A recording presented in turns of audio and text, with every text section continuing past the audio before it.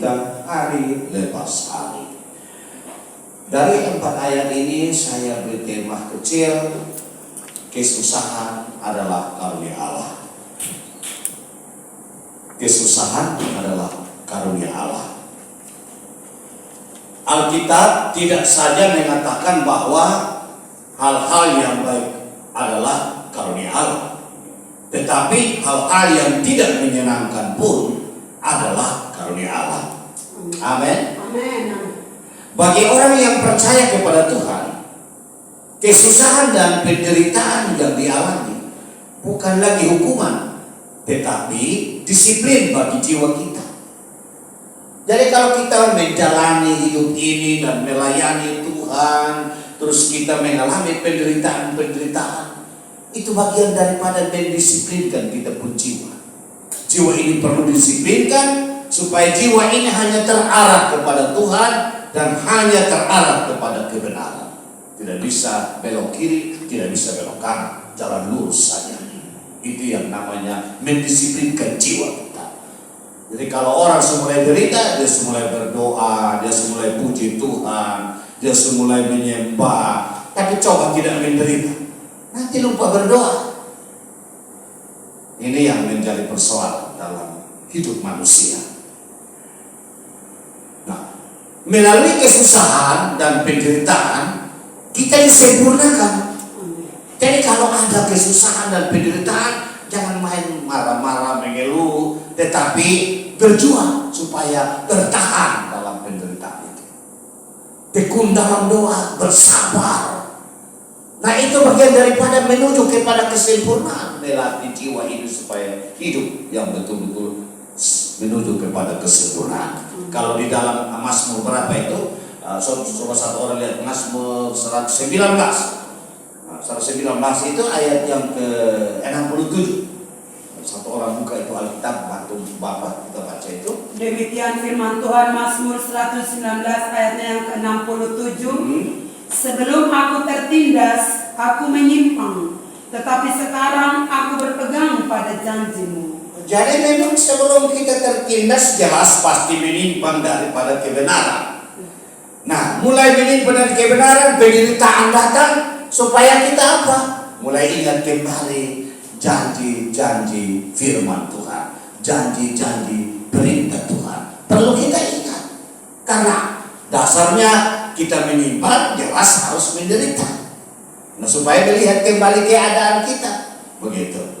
Jadi kalau kita mengalami penderitaan, jangan salah orang, tapi lihat diri dulu lah. Jangan sampai ada apa-apa yang menyimpang daripada kebenaran sehingga kita mengalami penderitaan, begitu. Itu sebabnya kesusahan adalah bahagian dari anugerah Allah. Jadi kalau orang mengalami kesusahan, penderitaan, itu bahagian daripada anugerah Allah. Jadi tidak boleh kita main marah, melayani Tuhan main sakit-sakit kok. Tidak usah omong-omong yang begitu. Lebih baik, terima kasih Tuhan saya sakit tapi belum mati. Orang lain tidak sakit tapi sudah mati. Nah, itu yang perlu kita harus lihat itu.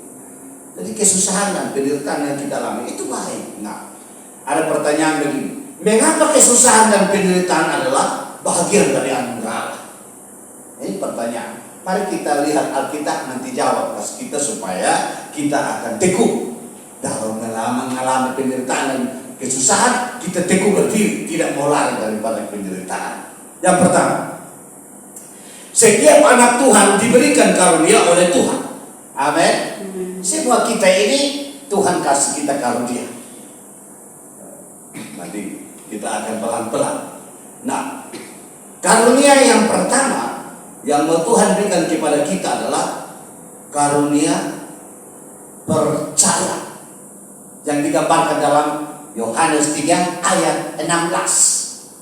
Karena begitu besar kasih Allah akan dunia ini, sehingga Ia telah mengaruniakan anaknya Tuhan, supaya barang siapa percaya kepadanya tidak binasa.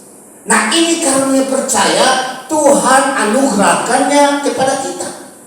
Sehingga sampai hari ini pun kita menderita susah pun, karunia percaya kepada Tuhan tidak pernah pudar, tidak pernah berhenti. terus percaya sampai hari ini. Nah, ini menandakan bahwa karunia percaya ini Tuhan telah berikan kepada kita. Nah, karena menjaga hidup kita, supaya hidup kita itu harus hidup yang baik-baik. Jadi kalau orang yang betul percaya kepada Tuhan, berarti dia harus menjaga hidupnya supaya hidupnya selalu baik-baik dengan Tuhan, baik-baik dengan orang lain. Karena dia percaya kepada Tuhan yang baik itu. Allah itu Allah yang baik. Nah, cara kita percaya adalah harus pakai hati dan mengaku pakai mulut. Jadi kita percaya Tuhan Yesus pakai hati kita dan mengaku melalui mulut kita. Sehingga di dalam Roma 10 ayat 9 itu, jadi kita akan lihat situ bahwa cara kita percaya adalah dengan hati yang percaya dan mulut mengaku Yesus Kristus adalah Tuhan. Ini karunia yang Tuhan berikan kepada kita, karunia percaya. Baru cara percaya kita pakai hati. Kalau hanya pakai otak ya bisa lupa. Tapi pakai hati tidak mungkin lupa Tuhan. Tidak mungkin lupa Tuhan. Dari harus segala sesuatu harus pakai hati. Baru hati ini perintahkan mulut engkau mengaku Yesus adalah Tuhan. Karena hati yang perintahkan mulut untuk mengaku Yesus sebagai Tuhan. Ini yang cara percaya kepada Tuhan. Dan kuasa untuk percaya adalah Roh Kudus. Jadi Roh Kuduslah yang memberikan kuasa untuk kita percaya. Kita bayangkan waktu Tuhan Yesus sementara bersama-sama dengan murid-murid. Terus Tuhan Yesus tanya sama Petrus, bilang begini, menurut kamu saya ini siapa? Terus Petrus bilang, engkau adalah Mesias dari Allah. Terus Tuhan Yesus jawab, itu karena Allah Bapakku yang telah menyampaikannya kepadamu, supaya engkau mengaku aku sebagai Tuhan dan Juru Selamat. Jadi itu karya Roh Kudus. Jadi kalau kita punya percaya kepada Tuhan, itu karena peran Roh Kudus yang membawa kita untuk mengatakan percaya kepada Yesus dan mengaku Yesus pakai mulut bahwa Yesus adalah Tuhan. Itu karena Roh Kudus, kuasa Roh Kudus yang membawa kita untuk berkata seperti itu. Dan bukan karena dulu-dulu langsung percaya, tidak. Tapi peran Roh Kudus itulah yang membuat kita untuk percaya, mengaku bahwa Yesus adalah Tuhan. Dari karunia dalam bentuk percaya. Yang berikut, karunia dalam bentuk kesempatan. Sekarang kita masih ada kesempatan, toh? Orang yang punya kesempatan itu adalah orang yang hidup. Kecuali orang semua itu tidak ada kesempatan apa-apa untuk berbuat apa-apa yang terhadap Tuhan dan kepada sesama. Nah, maka hidup ini adalah kesempatan. Maka kesempatan itu kita gunakan untuk mencari Tuhan. Kesempatan untuk melayani Tuhan. Kesempatan untuk berbuat baik kepada sesama. Kesempatan untuk memuliakan Tuhan. Ini tugas karunia kesempatan. Jadi kalau kesempatan itu kita manfaatkan dengan baik untuk mencari Tuhan, maka itu yang benar. Tapi kalau kesempatan ini kita ada tapi hanya mencari dunia saja, wah itu rugi, capek percuma begitu. Karena di dalam Yesaya 55 ayat 6 itu bilang, carilah aku selagi aku berkenan ditemui, dan berserulah kepadaku selagi aku dekat. Jadi kalau Tuhan ada dekat-dekat, kita lewat cari tiap hari. Cari dengan doamu, penyembahanmu di rumah, baca Alkitab, dan terus berdoa dan melayani Tuhan. Itu bagian dari mencari Tuhan. Jadi karunia kesempatan yang ada pada kita gunakan kesempatan itu untuk mencari Tuhan. Dan juga kalau ada kesempatan bagi kita untuk kita bisa melayani Tuhan, gunakanlah kesempatan itu untuk melayani Tuhan itu yang terbaik. Ketika tangan kita menemukan suatu pekerjaan, kerjakanlah dengan sungguh-sungguh. kerjakanlah dengan rajin. Itu Pengkhotbah pasal berapa?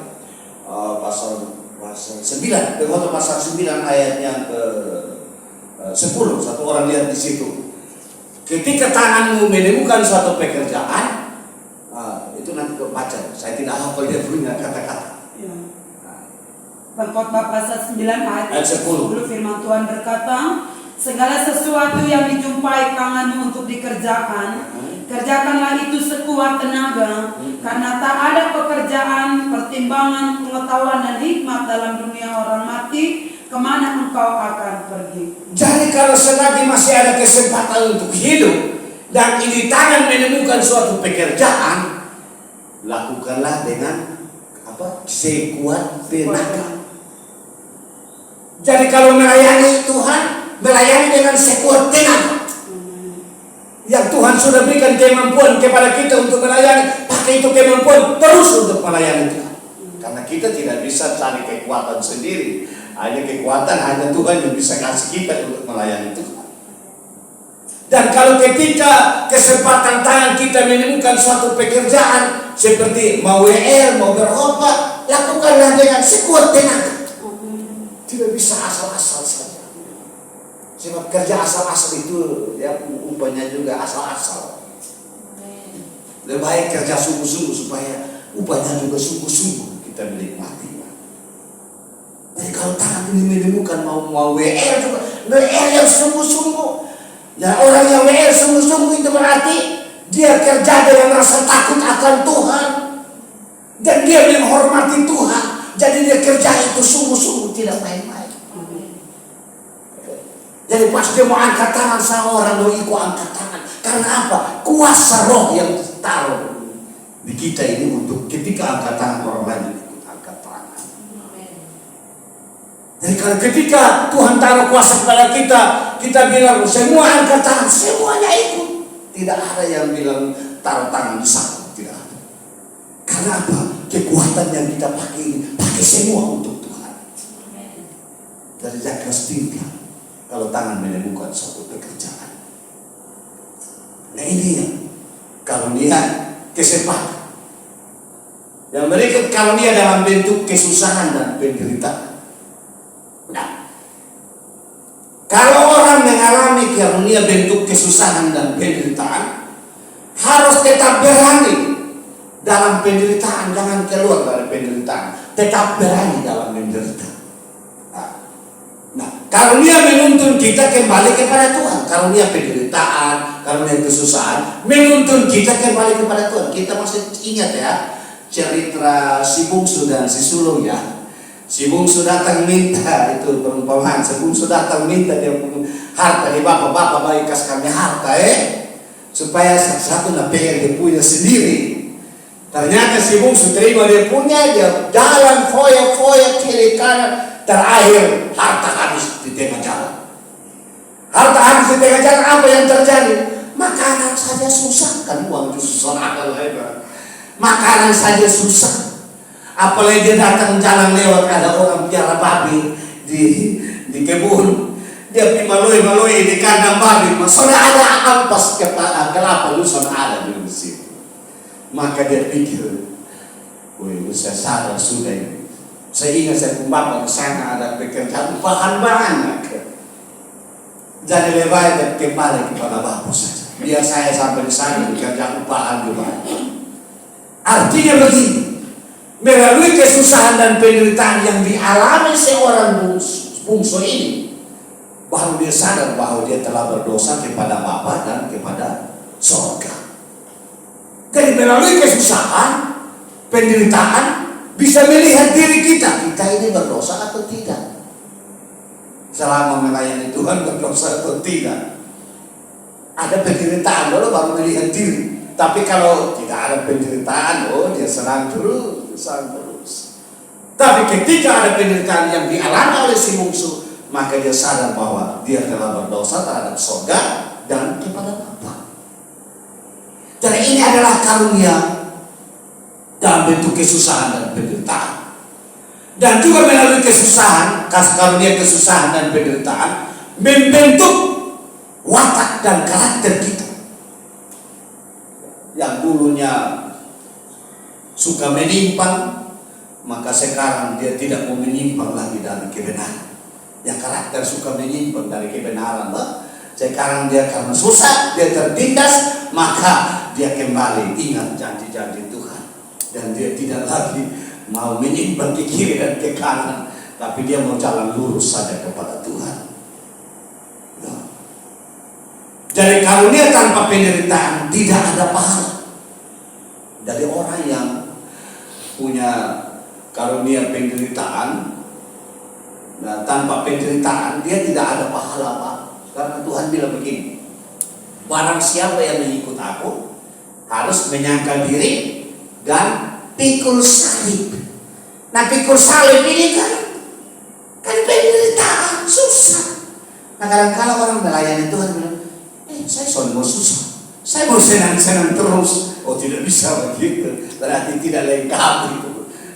Syarat panggilannya itu adalah sangkal diri dan pikul salib, baru ikut Tuhan. Baru ikut lari dari belakang, bukan lari dahulu ke Tuhan Yesus, dia kita di depan. Oh, tidak.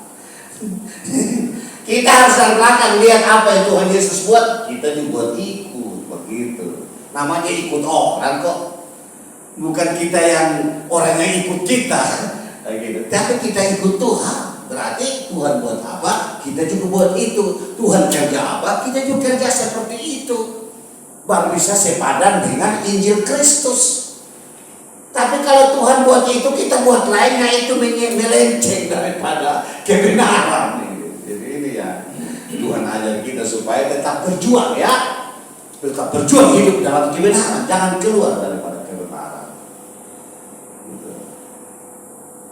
Itu hal pertama. Hal yang kedua ya, percaya kepada Tuhan dan menderita untuk Tuhan adalah karunia kembar.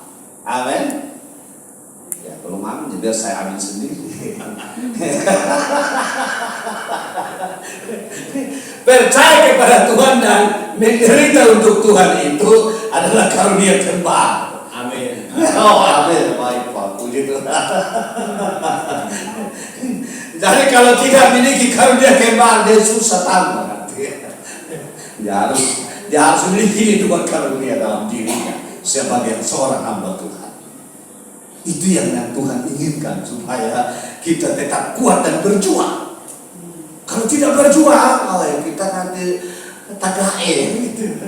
Tagae, bisa gagal dalam kita punya masuk surganya itu, bisa gagal. Biar keselamatan yang kita sudah terima itu secara universal, Tuhan Yesus sudah tebus kita di atas Golgota, itu semua sudah terima, tapi bisa gagal karena tidak ikut firman Tuhan, tidak melakukan firman Tuhan. Ini yang menjadi alasan supaya kita harus memiliki karunia kembali. Karunia percaya kepada Tuhan dan menderita untuk Tuhan, ini adalah karunia kembali. Jadi kalau belum ada dapat karunia menderita, minta tolong orang buat saya menderita supaya saya sabar. Iyalah, kalau belum lengkap kok, kan harus kembar kan. Minta orang lagi begitu. Jadi sebenarnya menderita ini menderita untuk Tuhan, bukan menderita untuk dosa kita. Itu harus mengaku dosa, nanti diampuni dosa, sudah tidak derita lagi, maksudnya begitu. Tapi menderita untuk Tuhan, kita buat menaju orang son terima. Nah, itu yang namanya menderita untuk Tuhan. Kita menyanyi baju ini, orang menyanyi sumakan puji, tidak apa-apa lah. Yang penting kita tulus puji Tuhan. Iya. Jadi ini contoh-contoh yang berjuang ya, berjuang dalam percaya dan berjuang untuk menderita. Jadi kita berdoa terlalu lama juga, ini orang lo berdoa juga sontak berhenti, tak usah omong sambung saja. Puji Tuhan, modal besar, sabar saja. Sabar. Orang sabar itu subur. Tapi kalau tidak sabar itu derita tambah-tambah lagi. Jadi derita karena dosa beda dan derita karena kebenaran. Ini perlu kita bedakan itu ya. Begitu. Jadi adalah indah untuk berpikir tentang iman dan percaya sebagai karunia Allah. Nah, ini yang harus perlu kita berpikir itu. Ketika orang mulai percaya kepada Tuhan, itu adalah mendatangkan keselamatan. Karena di dalam Kisah berapa itu? Ayat 4, ayat 12 itu bilang, Kisah 4 ayat 4, di bawah kolong langit ini tidak ada nama lain selain daripada Dia, yaitu Yesus Kristus. Semua lidah mengaku, semua lutut bertelut mengaku bahwa Yesus adalah Tuhan. Jadi ini karunia percaya kepada Tuhan akan kita selamat. Dan juga percaya menyelesaikan setiap masalah. Kadang-kala karena kita, ya ini kita melayani Tuhan ini banyak kesusahan tidak? Banyak. Mari kita lihat itu firman ya, kita sama-sama ya. Ibrani 11 ayat 30 sampai 34. Percaya menyelesaikan setiap masalah. Satu orang baca itu ada 4 ayat itu. Ibrani pasal 11 ayat 30 sampai 34. Demikian firman Tuhan, karena iman maka runtuhlah tembok-tembok Yeriko setelah kota itu dikelilingi 7 hari lamanya. Iya. Karena iman maka Rahab perempuan sundal itu tidak turut binasa bersama-sama dengan orang-orang durhaka, Iya. karena ia telah menyambut pengintai-pengintai itu dengan baik. Dan apakah lagi yang harus aku sebut, sebab aku akan kekurangan waktu apabila aku hendak menceritakan tentang Gideon, Barak, Simson, Yefta, Daud, dan semua dan para nabi yang karena iman telah menaklukkan kerajaan-kerajaan, mengamalkan kebenaran, memperoleh apa yang dijanjikan, menutup mulut singa-singa. Jadi karena percaya dapat menyelesaikan masalah. Perempuan yang Rahab itu kan perempuan sundal ya. Terus ini para pengintai datang, jadi ini Tuhan mau alat-alat datang mengintai ini. Maka dia tolong ini 2 orang ini. Maka dia bilang, kalau ingat saya juga toh, karena saya sudah tolong kamu ingat saya juga toh. Kalau ketika datang selamatkanlah aku juga gitu. Mulai dari situ masalah dari perempuan sundal ini, Rahab ini diselesaikan oleh Tuhan. Karena apa? Percaya. Karena dia percaya kepada 2 pengintai. Apalagi yang namanya Daniel yang di dalam mulut singa, di gua singa. Itu singa-singa yang pelahap daging saja tutup mulut. Karena percaya. Karena percaya. Jadi melalui percaya itu menyelesaikan setiap masalah kita. Mau masalah apa saja, mau salah sakit penyakit kok, mau salah ekonomi ke depannya, nanti tahun depan gelap. Nanti percaya saja, nanti Tuhan selesaikan masalah kita. Amin, amin. Percaya. Tapi kalau orang fasik langsung percaya, nanti Tuhan bikin tambah susah, tapi Tuhan akan lihat dia anak-anak doang yang percaya itu gimana, nanti Tuhan perhatikan. Tuhan perhatikan. Nanti asingkan mereka tersendiri. Jadi tetap percaya, berjuang percaya itu tidak boleh pudar. Karena nanti banyak masalah yang akan Tuhan selesaikan. Jadi sekarang kita harus tingkatkan percaya kita kepada Tuhan. Sebab melalui percaya bisa dapat menyelesaikan setiap masalah kita. Dan melalui percaya membuat kita melihat berkat di balik penderitaan. Jadi kalau orang yang mau melihat berkat, ya harus berjuang dan bertahan dulu dalam penderitaan itu, baru akan melihat berkatnya. Coba kita lihat di Ibrani pasal berapa? 12 ayat 11. Ibrani pasal 12 ayat 11. Demikian firman Tuhan, memang tiap-tiap ganjaran pada waktu ia diberikan tidak mendatangkan sukacita, tetapi duka cita. Tetapi kemudian ia menghasilkan buah kebenaran yang memberikan damai kepada mereka yang dilatih olehnya. Ini memang kalau soal itu masalah datang sudah ada sukacita, duka cita, menyakitkan. Tapi kalau berjuang supaya bertahan, maka akan muncul buah-buah kebenaran, dan itu bagian daripada latihan iman. Jadi orang imannya perlu dilatih juga supaya kokoh, sebagai sauh yang kokoh dan tidak goncang begitu. Jadi perlu iman ini dilatih. Nah sekarang iman sudah dilatih sampai di mana? Bapak mama punya iman sudah dilatih sampai di mana? Kalau ada penderitaan itu ada latihan. Itu sementara latihan. Ya seperti yang saya baru turun pertama di Sumba, nah, saya khotbah di Letelok, terus pindah lagi di pinggir jalan umum. Orang dong ada ame apa, Bapak Dedes yang lihat bilang dong ame dibeli ini sopir, angkut ke sopir, kau dong datang lagi bawa, datang baru angka botol, kau dong kasih begini. Hanya saya tidak lihat. Itu yang Tuhan bawa saya. Saya tidak lihat itu orang yang mau tantang saya karena saya hobi tentang minuman keras. Orang mau angka botol begini, ke setuju bilang kami sudah dibeli lagi jadi mau apa? Mas saya tidak tahu itu bahasa banyak. Bapak Dedes yang tahu.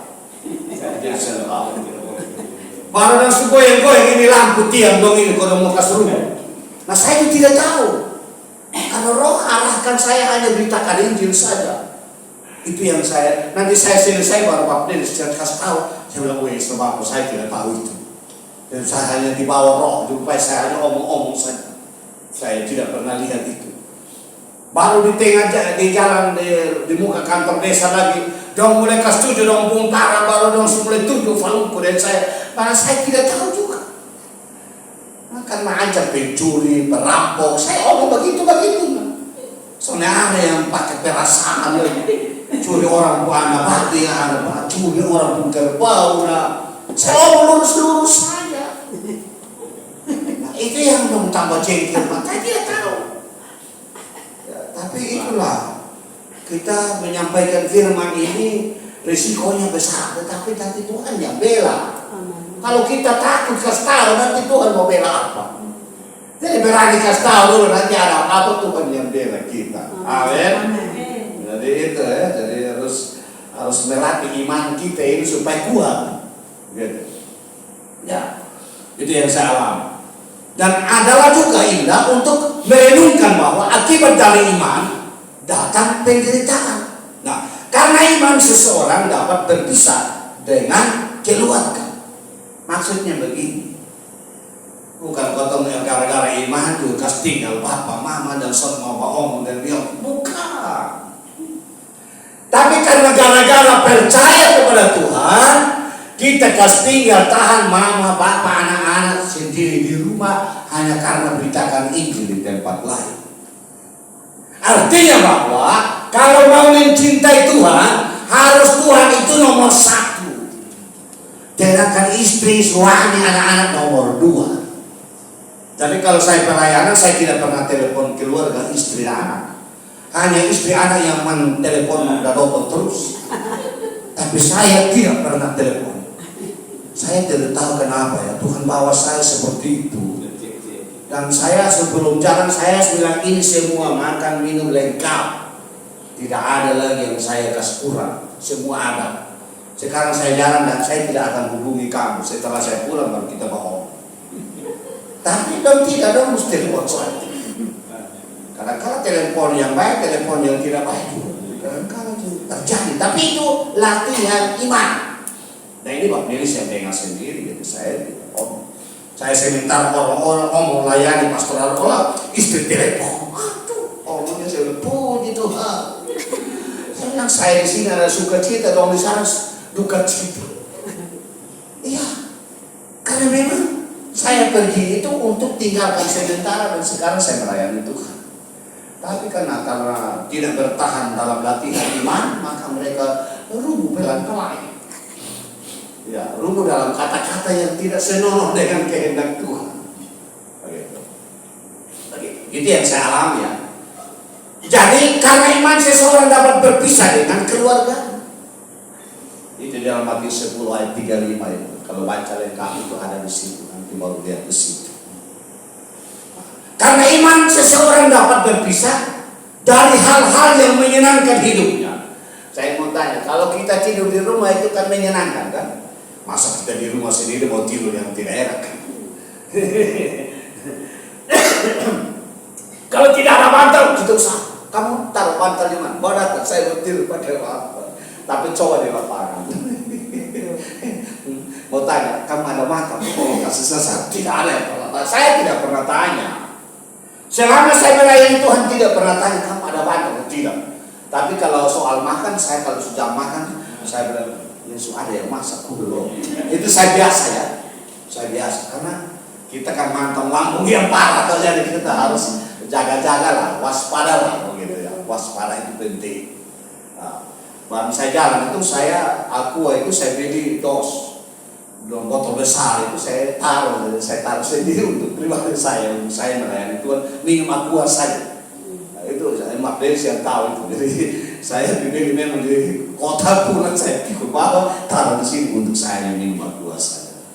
Nah, karena dokter saran saya begitu, jadi saya harus ikut dokter dulu supaya sebentar mau minum air manta itu tidak soal. Nah, sekarang saya bisa minum air manta karena memang sehat kembali lah, sehat kembali. Nah, ini yang benar. Tuhan mau bawa kita supaya harus berpisah dari hal-hal yang menyenangkan hidup kita. Coba kita lihat di itu Ibrani yang tadi pasal 11 itu ayat 36 itu sampai 39 itu para hamba-hamba Tuhan yang mereka dalam pelayanan mereka itu mereka ada yang disiksa, ada yang siap dilempar, pokoknya mereka tersiksa. Memang melayani Tuhan itu Tuhan membawa kita di hal-hal yang tidak menyenangkan kita. Baca itu ayat. Demikian firman Tuhan Ibrani 11 ayat 36 sampai 39. Ada pula yang diejek dan didera, bahkan yang dibelenggu dan dipenjara. Jadi kalau kita melayani Tuhan ada yang ejek kita itu karena yang dahulu alami itu. Terus mereka dilempari lagi dengan batu, digergaji lo kita belum digergaji. Kalau pendahulu belum digergaji, dibakar hidup-hidup, terus apa lagi? Dibunuh dengan pedang. Dibunuh. Mereka mengembara dengan berpakaian kulit domba. Wah, mengembara kita ini ganti pakaian ulang-ulang, dulu susah. Pakaian satu-satu saya itu. Terus? Dan kulit kambing sambil menderita kekurangan. Lapar, kita sekarang kurang lapar. Kita bisa beli biskuit. Dulu di sana dong lapar. Terus? Kesesakan dan siksaan. Terus? Dunia ini tidak layak bagi mereka. Dong bilang dunia ini tidak layak bagi kita, mereka setengah mati. Terus? Mereka mengembara di padang gurun dan di pegunungan. Dalam gua-gua dan celah-celah gunung. Dan mereka semua tidak memperoleh apa yang dijanjikan itu, sekalipun iman mereka telah memberikan kepada mereka suatu kesaksian yang baik. Jadi itu orang yang betul-betul berpisah dari gara-gara iman seseorang dapat berpisah dari hal-hal yang menyenangkan. Gara-gara dia percaya kepada Tuhan dan dia pergi tinggalkan rumahnya dan dia tinggalkan dia pun tempat tidur yang empuk di rumah, dia pergi tidur di bambu yang bulat dan disumbang. Bau sapi, tai kambing, tai babi campur. Tapi enak, hidup enak. Itu yang saya heran juga ya. Tapi kalau tai babi, tai sapi yang ada di Fatu Kuasa, saya tutup mulut. Maka kalau disebut tutup mulut, tutup hidung. Itu Tuhan bawa kita di tempat yang tidak enak, tapi kita menyenangkan juga. Itu saya alami ya dalam hidup. Dan tidur juga susah juga. Ada yang tempat yang enak, ada yang tempat yang tidak enak. Tidur hanya beralaskan terpal. Baru dingin lagi. Kan gara-gara iman, gara-gara percaya dibawa ke tempat yang tidak menyenangkan. Ini hal-hal yang kita belajar juga ya. Untuk berjuang ya. Berjuang supaya melayani Tuhan dan menghadapi hal-hal yang tidak menyenangkan. Tapi dia berjuang, jaga dia punya hati, jaga dia punya mulut supaya jangan salah omong. Itu yang namanya berjuang. Berkorban banyak pun soalnya ngomel. Begitu. Kadang-kadang kita mandi juga air hujan terus ya. Di Sumba itu air hujan terus. Minum juga air hujan, memasak air hujan. Mandi juga, memasak juga, semua di dalam bak. Itu sudah tahu juga. Saya ngomongin apa sudah tahu juga. Jadi semua serba air hujan. Jadi bukan saya jelek daerah itu, tidak. Tetapi kenyataannya seperti itu. Dan saya tidak bisa omong di luar daripada kenyataan. Tapi kok kita tambah sehat? Itu yang saya heran. Minum air hujan jalan terus tapi tambah sehat. Begitu. Baru semangat. Tidak ada sakit di pelayanan, tidak ada memang. Perut sakit pun tidak ada itu. Memang Tuhan bawa kita di hal-hal yang tidak menyenangkan, tapi karena hati ini baik dengan Tuhan, hati ini lihat keadaan itu tetap baik, maka Tuhan lihat lalu ada senyum, kalau lihat ini hati itu senyum dan saya berarti bilang, oh ini anak dulu baru pas. Begitu ya. Nah kalau anak yang hanya bilang, wih tidur begini benar-benar di hotel sah. Itu Tuhan bilang, awi tidak ada pun sombong lah. Ya kalau satu waktu tidur di hotel itu susah kalau orang bawa kita di sana kan. Tapi harus mengalami semuanya. Karena Allah mau membawa kita, memisahkan kita dari hal-hal yang menyenangkan kita. Supaya kita betul-betul mengambil bagian dalam penderitaan Kristus. Karena Tuhan Yesus saja, dia bilang, hanya batu untuk alas kepala saya sudah ada tampak. Tambah tinggal untuk tidur saja saya tidak ada tempat. Karena memang Tuhan Yesus bukan orang dunia, dia orang sorga. Jadi dia datang dari sorga, dia tidak ada tempat di dunia ini. Sehingga tanya Tuhan Yesus rumah di mana? Itu serigala ada dia kuliah. Saya sudah ada apa-apa. Di rumah di dunia saya tidak ada. Kan saya berumah ada di sorga. Jadi saya hanya datang untuk selamatkan manusia dari dosa saja. Jadi saya bawa saya untuk selamatkan kamu. Dan sampai ikut saya dia selamat. Dia tidak ikut tidak selamat. Nah, itu saja. Jadi memang ikut Tuhan itu berat kok ringan. Ringan kalau mau. Amin. Kalau mau. Maka kalau bilang berat karena dia belum mau saja. Belum mau saja. Kayak gitu. Emang ini hari kita omong gitu. Hal kedua, yang ketiga terakhir ya. Sudah lama semua habis. Saya harus kasih 3 poin ya. Iman para nabi dan para rasul adalah anugerah Allah bagi kita untuk menderita dengan setia. Nah, menderita dengan setia adalah anugerah Allah. Jadi kalau kita menderita, janganlah mengomel tapi tetap setia. Aku setia Tuhan, bantu saya supaya menderita pun tidak mengomel. Minta Tuhan begitu. Jadi menderita apapun jangan mengomel, tetapi setia, melayani terus.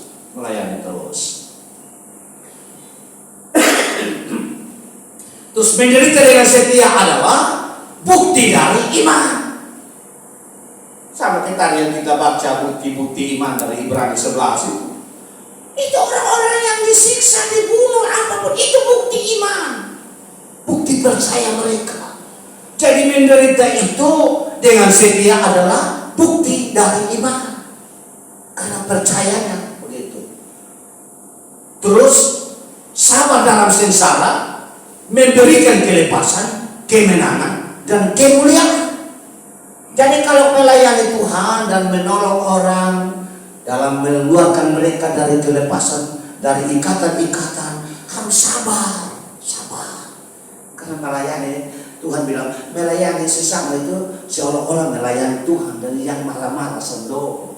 Amin.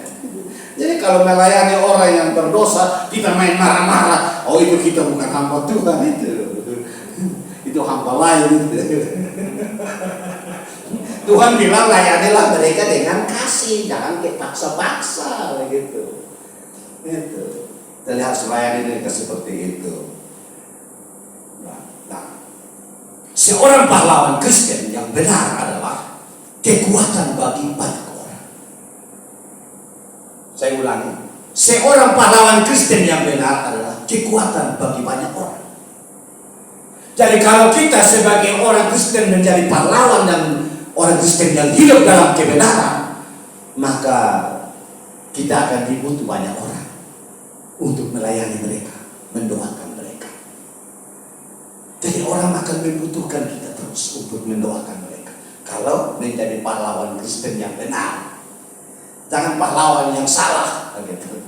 Jadi orang menjadi pahlawan Kristen yang benar, itu menjadi kekuatan bagi banyak orang. Gitu.